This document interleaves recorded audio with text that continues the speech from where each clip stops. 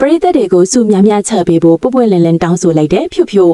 ပရိသတ်ကြီးရဲ့အခုဆိုရင်အောင်ဆန်ဘူးအဖွဲ့ကလူရှင်တော်ဖြို့ဖြို့ကတော့ပရိသတ်တွေကိုပွဲကားတဲ့အခါစုများများချပေးဖို့ပွပွလင်းလင်းကိုတောင်းဆိုလာခဲ့ပါတယ်။ဘာဖြစ်လို့ဒီလိုမျိုးစုတွေများများချပေးဖို့တောင်းဆိုရတာလဲဆိုတဲ့အကြောင်းရင်းကတော့တကယ်ကိုစိတ်မကောင်းဖြစ်စရာနဲ့လေးစားစရာကောင်းတဲ့အချက်လေးတွေပါဝင်နေပါတယ်။လူရှင်တော်ဖြို့ဖြို့ဟာပရိသတ်တွေချီးမြှင့်တဲ့စုချင်းငွေလေးတွေကိုအလားတမဖြုံးတီးပစ်ပဲစနစ်တကျစုဆောင်းခဲ့ပါတယ်။ဒီလိုစုဆောင်းလာခဲ့ရကနေသူ့ရဲ့အိမ်မက်တစ်ခုဖြစ်တဲ့ကိုပိုင်ကားလေးတစ်စီးကိုအခုဆိုရင်ဝယ်ယူနိုင်ခဲ့ပြီပဲဖြစ်ပါတယ်။ဒါပေမဲ့ဒီကားလေးကိုဝယ်ယူလိုက်တဲ့နေရာမှာငွေအပြည့်အကျေမချေနိုင်သေးပဲကားအကျွေးလေးတော့ကျန်နေပါသေးတယ်။ကားအကျွေးကျန်နေတဲ့အပြင်သူ့မှာနောက်ထပ်အကြီးမားဆုံးနဲ့မွန်မြတ်တဲ့ရည်မှန်းချက်တစ်ခုလည်းရှိနေပါသေးတယ်။အဲ့ဒါကတော့တက်လုံးအိမ်ငါးဘဝနဲ့ဆင်းရဲဒုက္ခခံခဲ့ရတဲ့သူ့ရဲ့မိဘကျေးဇူးရှင်တွေကိုကိုပိုင်အိမ်လေးတစ်လုံးဝယ်ပြီးတက်တာထားခြင်းတဲ့ဆန္ဒပဲဖြစ်ပါတယ်။မိဘတွေရဲ့ပင်ပန်းဆင်းရဲခဲ့ရမှုတွေကိုအဆုံးသတ်ပေးခြင်းတဲ့သူ့ရဲ့စိတ်ကူးလေးကတကယ်ကိုချီးကျူးစရာပါ။ဒါကြောင့်လေကားအကျွေးတွေအမြန်ဆုံးကြေသွားဖို့နဲ့မိဘတွေအတွက်အိမ်လေးတစ်လုံးအမြန်ဆုံးဝယ်ပေးနိုင်ဖို့ရည်ရွယ်ပြီးတော့သူ့ကိုပွဲကားတဲ့အခါစုတွေများများလေးချပေးပါအောင်လို့ပရိသတ်တွေကိုရိုးရိုးသားသားနဲ့ပွန့်ပွန့်လင်းလင်းတောင်းဆိုလာခဲ့တာပဲဖြစ်ပါတယ်။ကိုယ့်ရဲ့လိုအပ်ချက်ကိုပရိသတ်တွေရှေ့မှာမကွယ်မဝက်ဖဲရိုးသားစွာဖွင့်ဟလာရဲ့ဖြိုးဖြိုးရဲ့စိတ်ရင်းလေးကလည်းချစ်စရာကောင်းလာပါတယ်။ဒါအပြင်ဖြိုးဖြိုးဟာအရင်ကပြက်လုံးတွေထုတ်တဲ့နေရာမှာစကားအမားအယွင်းလေးတွေရှိတတ်ပေမဲ့အခုနောက်ပိုင်းမှာတော့အောင်စားဘူးဆိုင်းရဲ့ပရိသတ်တွေမျက်နှာမပြတ်ရအောင်အမားကင်းကင်းရင်ရင်ကြီးကြီးနဲ့ထိမ့်ထိမ့်ရထိုင်လာတာကိုလည်းအားလုံးကလေးစားဖွယ်တွေ့မြင်ရမှာပါ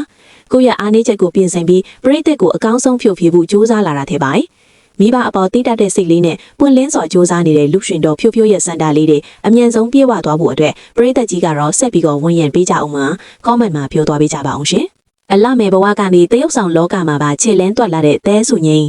ပရိသတ်ကြီးရဲ့အလမေပြိုင်ခွဲတွေမှာပရိသတ်တွေရဲ့အားပေးဝန်ရံမှုကိုအပြည့်အဝရရှိထားတဲ့သဲစုငိမ့်ကိုအားလုံးပဲသိကြမှာပါအခုဆိုရင်တော့သဲစုငိမ့်ဟာအလမေဘဝကနေတဆင့်တက်ပြီးတရုတ်ဆောင်လောကကိုပါဝင်ရောက်လာခဲ့ကခြေလန်းတွက်နဲ့ပရိသတ်တွေရဲ့အချစ်ကိုထပ်မံသိမ့်ပိုက်နေပြီပဲဖြစ်ပါတယ်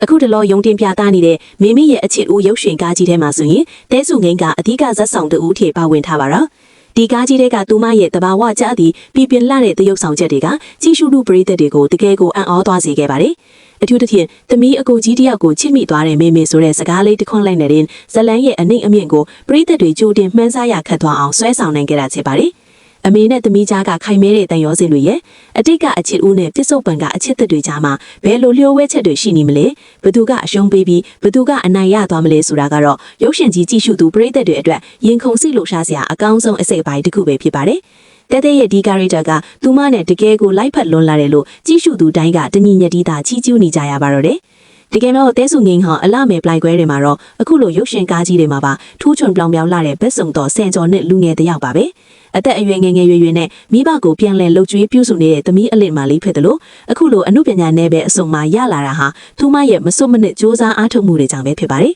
။မိမိရဲ့အချစ်ဦးကားကြီးထဲမှာသူမရဲ့တဘာဝကျလာတဲ့တရုပ်ဆောင်ချက်တွေကတဲကိုချစ်တဲ့ပရိသတ်တွေကိုပို့ပြီးတော့အားရကျေနပ်စင်မှာအတိအကျပါရှင်။ပကံငယ်မှာဟန်နီမွန်ထွင်ရင်အချစ်တွေပိုနေကြတဲ့ဟိန်းဝေရန်နဲ့စိုးဘီသဇင်ပရိသတ်ကြီးရဲ့အခုဆိုရင်အမှုပညာလောကရဲ့နာမည်ကြီးထိပ်တန်းစုံတွဲတွေကြီးတဲ့ဟိန်းဝေရန်နဲ့စိုးဘီသဇင်ဇနီးမောင်နှံတို့ကတော့သူတို့ရဲ့ကြည်နူးစရာဟန်နီမွန်ခရီးစဉ်လေးတွေကိုအကောင့်ထဲအဖော်နေပြီပဲဖြစ်ပါတယ်။ဒီညနေဦးရဒီလေးမှာအလုတ်အားလုံးကိုခဏတစ်ဖြုတ်နားထားပြီးအညာမြေတစ်ခွင်ကိုအတူတကွရှောက်လည်ရင်အချစ်တွေပိုနေကြတာပဲဖြစ်ပါတယ်။သူတို့ညယောက်ရွေးချယ်ခဲ့တဲ့ဟန်နီမွန်ခရီးစဉ်တွေဒေတာတစ်ခုကတော့ရှီဟောင်းရင်ကျေးမှုအမြင့်အထွေတွေစုဝေးတည်ရှိလာအေးချမ်းတဲ့ပကံမြို့ဟောင်းလေးပါပဲ။တခြားခန်းသားထဲဝတဲ့နေရာတွေတီဘခရီးစဉ်တွေကိုတွားရောက်တာထက်ဆိုင်အခုလိုမြန်မာဆန်ဆန်အေးအေးချမ်းချမ်းနဲ့ဖျားစီတွေကြားမှာနှစ်ယောက်တဘဝကိုအမတ်အတေတိဆောက်နေကြတဲ့သူတို့ရဲ့ရွေးချယ်မှုကတကယ်ကိုစမ်းပြပြီးအတူယူစရာကောင်းလာပါတယ်။ပကံပြေမှာနှစ်ယောက်တည်းအေးအေးဆေးဆေးဖျားဖူးရင်အပန်းဖြေနေတဲ့သူတို့ရဲ့ပုံရိပ်လေးတွေကတကယ်ကိုရိုးရှင်းပြီးတော့ကြည့်ရသူအဖို့ပါစိတ်ကိုအေးချမ်းစေပါတယ်။အားလုံးသိကြသလိုဟိန်းဝေရန်နဲ့စိုးပြေသစင်လို့နှစ်ယောက်လုံးဟာအောင်မြင်မှုတွေအခိုင်အမာရရှိထားတဲ့ထိပ်တန်းအမှုပညာရှင်တွေဖြစ်ကြပါတယ်။ဒါပေမဲ့သူတို့မှာဘာမှနာမှမရှိပဲတာမန်လူတွေလိုပဲရိုးရိုးရင်ရင်နေထိုင်တတ်ကြတာကိုအခုခရီးစဉ်လေးမှာပိုပြီးထိရှားစွာမြင်တွေ့ရမှာပါ။ဒီလိုရိုးရှင်းလွန်းတဲ့သူတို့ရဲ့စိတ်နေတဘာဝတွေကြောင့်ပဲပရိသတ်တွေကအရင်ကထပ်ပို့ပြီးတော့ချစ်ခင်အားပေးနေကြရတာပါ။အညာမြေရဲ့အလတ်တရားတွေနဲ့အလိုက်ဖက်ညီလာသလိုလိုက်ဖက်ညီလာသလိုပဲသူတို့ဆောင်တွဲလေးကိုကြည့်ပြီးကြည်နူးစရာအတွဲလေးဆိုပြီးတော့အားကျနေကြတဲ့ပရိသတ်တွေလည်းအများကြီးပါပဲ။အမှုပညာလောကမှာတော့လူမှုဘဝမှာပါအောင်မြင်မှုတွေပိုင်ဆိုင်ထားတဲ့ဟိန်းဝေရန်နဲ့စိုးပြေသစင်တို့ဇနီးမောင်နဲ့တယောက်ကိုတယောက်နားလည်မှုတွေနဲ့ဖေးမကူညီရေးရှေ့ဆက်မဲ့ခရီးလမ်းတိုင်းမှာအခုလိုပဲအမြဲတမ်းပြုံးပြောနိုင်ပါစေကြောင်းပရိသတ်ကြီးနဲ့အတူဆုတောင်းပေးလိုက်ပါရရှင်။